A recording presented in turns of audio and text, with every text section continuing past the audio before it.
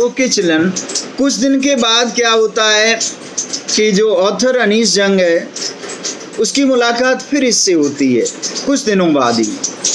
तो वो पूछता है इज योर स्कूल रेडी। अब उसको ये नहीं मालूम कि स्कूल इतनी जल्दी कैसे तैयार हो सकता है। तो द ऑथर फेल्ट एम्बेरेस्ड, उसको काफ़ी संकोच होता है कि उसने प्रॉमिस किया और प्रॉमिस केवल मजाक में उसने बताया था, लेकिन इस बच्चे ने सचमुच मान लिया। होता क्या है कि गवर्नमेंट, जो पॉलिटिशियंस हैं, हमारी लीडर्स हैं, they are making tall promises to these poor people. इन गरीबों से बहुत सारे वायदे करते हैं कि हम तुम्हारे लिए ये करेंगे, मकान बनवाएंगे, सड़क बनवाएंगे, तुम्हारे लिए इलेक्ट्रिसिटी जो है उसका इंतजाम करेंगे। They are making so many promises, लेकिन all their promises are false, hollow promises, वो कभी पूरी नहीं होती। केवल during election time they visit them, they make false promises और इसके बाद दे फॉरगेट, वो भूल जाते हैं। तो नरेटर को काफ़ी दुख हुआ और फिर उसने उसको समझाया कि school cannot be open, cannot be built in a short period, it takes a very long time and she feels sorry for that।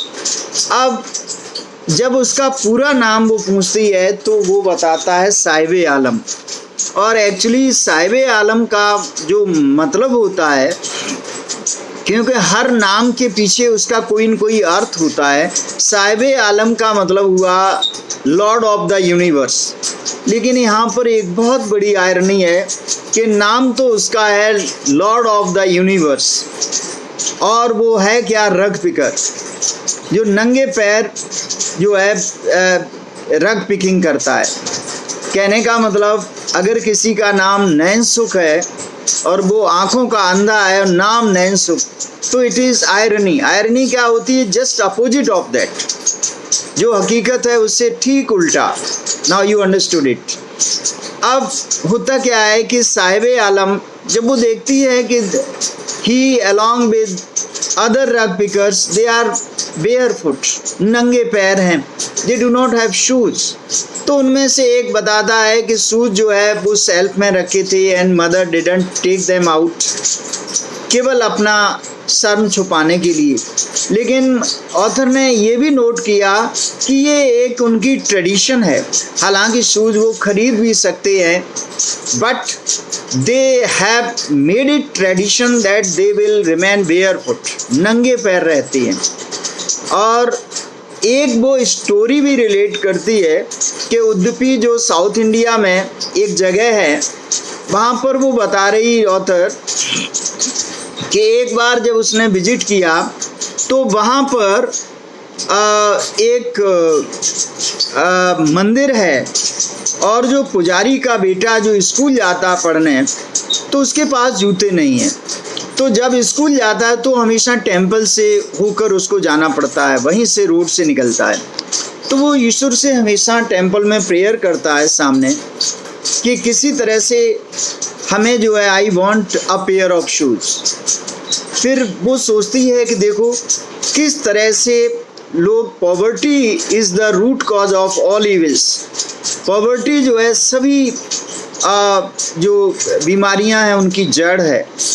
अब होता क्या है कि फिर वो उसी जगह को 30 इयर्स के बाद विजिट करती है, तो वहाँ सब कुछ मर्ज हो गया था, पानी में डूब गया था, लेकिन बैक साइड में एक मंदिर था।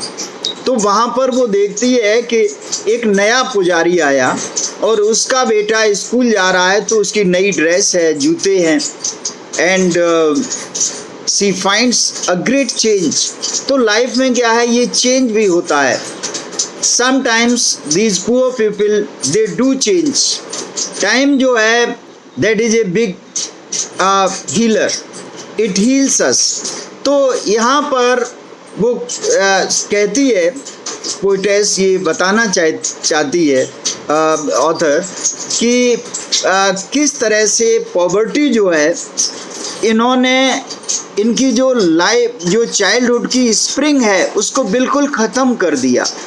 ये बच्चे जो है ये न तो कोई लाइफ में एंजॉय कर सकते हैं, न अपने ड्रीम को फुलफिल कर सकते हैं, जबकि एवरी चाइल्ड हैज़ हिज और हर ओन ड्रीम, चाहे वो पुअर हो चाहे वो रिच हो, all that his children they have desires and dreams.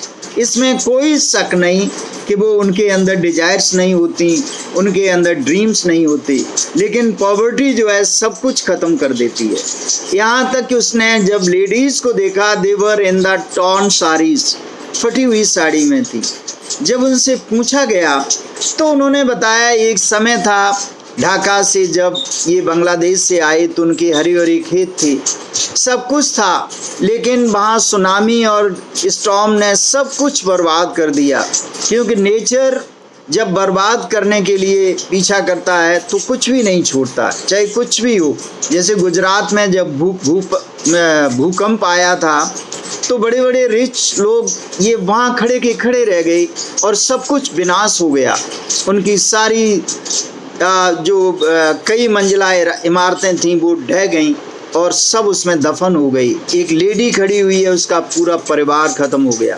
So now you can see that nature when it revenges upon us, we cannot do anything because we are helpless before the nature. Now in the next video.